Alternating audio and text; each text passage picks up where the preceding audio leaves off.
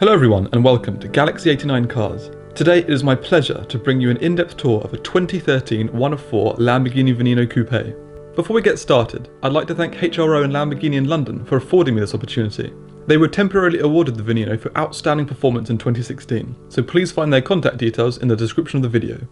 The permanent four-wheel drive Veneno was created to celebrate Lamborghini's 50th anniversary and was produced in very limited numbers. 3 customer coupes were made, each in a different colour of the Italian flag, with one retained for Lamborghini themselves known as Car Zero. This is that model and was originally shown at the 2013 Geneva Motor Show, where it claimed the title of world's most expensive production car at 3 million euros. It is named, like most Lamborghinis, after a famous fighting bull. This specific bull was ferocious enough to kill a matador in 1914. It is based on the already impressive Aventador, with an increased length due to its improved aerodynamics, from 4,797mm to 5,020mm, but it has a decreased unladen weight from 1,575kg to 1,450kg. It shares the same 6.5 litre naturally aspirated V12 as in the Aventador, but with a bit of fettling, it now produces 740 brake horsepower with 690 Nm of torque. All this results in a 0 to 62 mph or 100km/h time of just 2.8 seconds, with a top speed of 221 mph, which is up 4 mph on the standard Aventador. Its extreme exterior design comes with a desire for maximised aerodynamic efficiency coupled with Lamborghini's hexagonal design language. The Veneno is meant to be a race car for the road. Despite the brand's typical flamboyance with the design, the bodywork is all functional. There are lines channeling airflow from front to back with canards and wings to create increased downforce and lateral stability. At the rear, the Aventador's quad tips have been refashioned into a far more angular layout, but certainly don't sound any worse. Let's see how it sounds.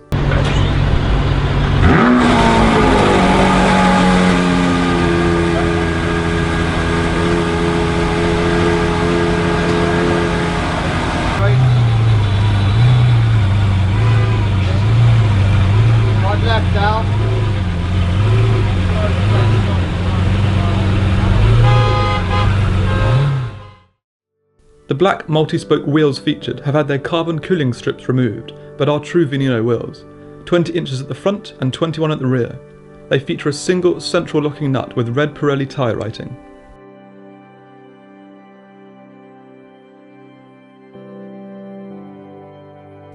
The car's stopping power is provided by carbon ceramic circuit discs front and back.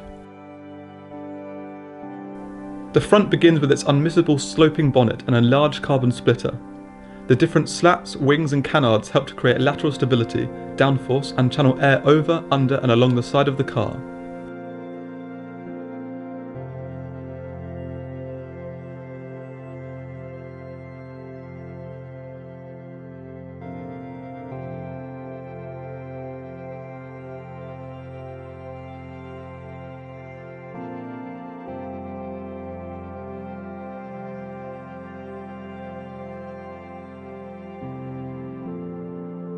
Its long, angular headlights embody the race car for the road brief set out for this mark. They are similar to those of Le Mans cars of days gone by. The slats atop the bonnet feed air taken from the front splitter and send it over the top of the car to the awaiting scoop and wing.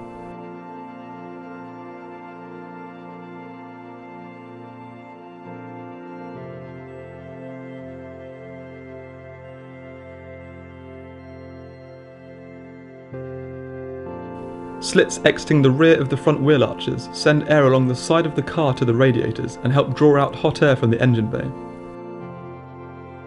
Above, we find more sharp angles with the electrically adjustable wing mirrors that follow Lamborghini's hexagon rule.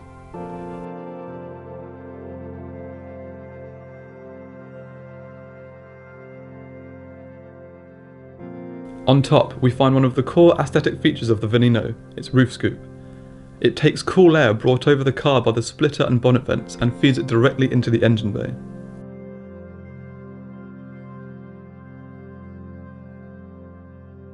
Returning to the side of the car, we can follow the route cool air takes from the side canards, along the side skirts then into the radiators and over the engine bay.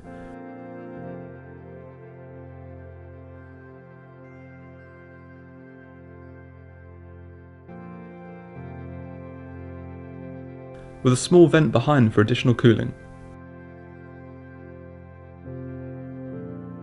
On the opposing side, just behind the passenger door, is a small hatch that contains the car's manual door override release, and above and behind is a fuel filler cap. Sitting behind is the first main lateral air intake for the engine bay.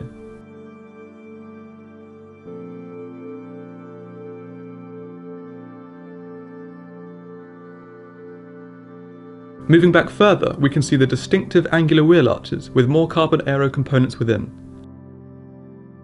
And above, more intakes atop of the wheel arch.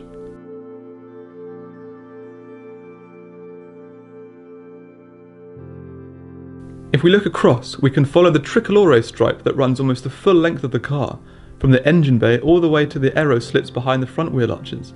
This car is meant to be a celebration after all. The engine bay cover is almost reptilian, with its cooling vents representing scales, and of course the characteristic dorsal fin inscribed with Veneno.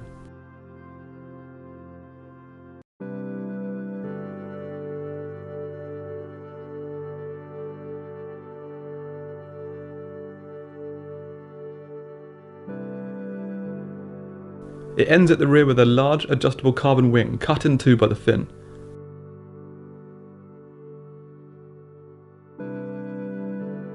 Carico ala translates loosely as wing loading, with three positions available: alto or high, medio or average, and I'm sure you've guessed it, basso or low.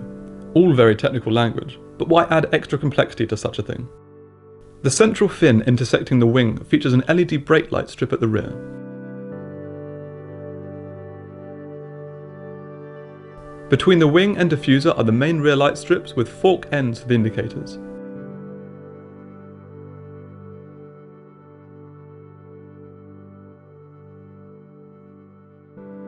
Under the rear Lamborghini insignia, the rear view camera sits on a carbon part of the rear diffuser that slopes down on either side and features commemorative 50th anniversary carbon plaques.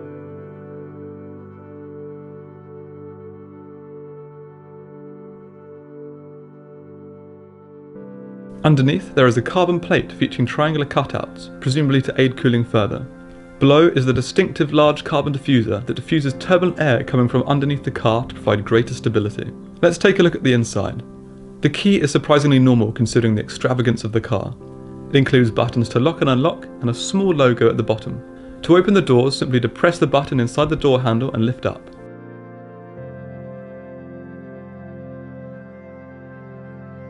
Of course, the Veneno showcases the iconic Lamborghini scissor doors and looks great with them up or down.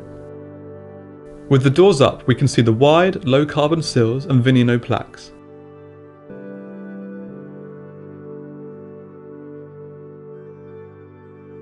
Moving to the interior, we find copious amounts of carbon with Nero leather, Alcantara and Rosso contrast stitching. The cockpit is based around the carbon fibre monocoque with carbon sheets known as carbon skin used to increase structural integrity and help to reduce weight.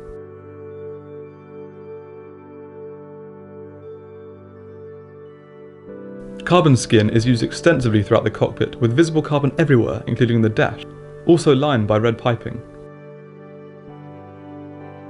Below, the mats and carpets have been removed and are replaced by abrasive strips. This is mirrored on the driver's side, where more bare carbon can be seen along the central column. To the left of the steering wheel are the exterior light controls. The wheel itself is upholstered in leather and Alcantara, with a red 12 o'clock marker and carbon below and to the sides.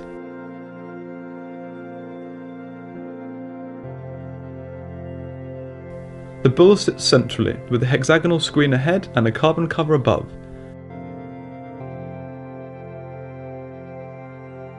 Unfortunately, I wasn't able to have a proper look through any of the digital displays here, but as with all Lamborghini special editions, they are innovative.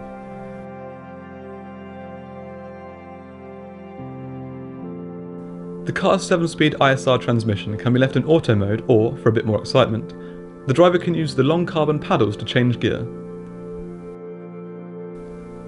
The central column is smothered in carbon, with window controls, hazard lights and parking sensors at the top, air conditioning and ventilation controls below, then the 3 drive modes, Strada, Sport and Corsa, the parking brake and reverse button below that with the jet fighter-esque start button, and finally 3 tricolore switches. Red is for the pit lane speed limiter, white for the engine cooling, and finally green, which is used for the engine mount function, where the rear push button is the car's kill switch. In terms of interior storage, there is a passenger side glove compartment. Looking up, we find the driver and passenger sun visors with non-illuminated vanity mirrors, in addition to the reading lights and rear view mirror. A leather strip runs from the mirror to the small rear port window.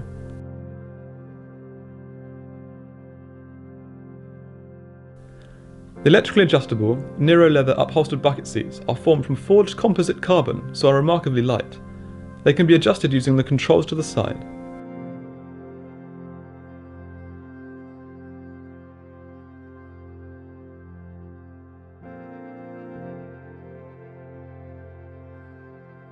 There are no storage nets between the seats, and the view out of the rear is quite limited, but it does offer a nice view of the V12.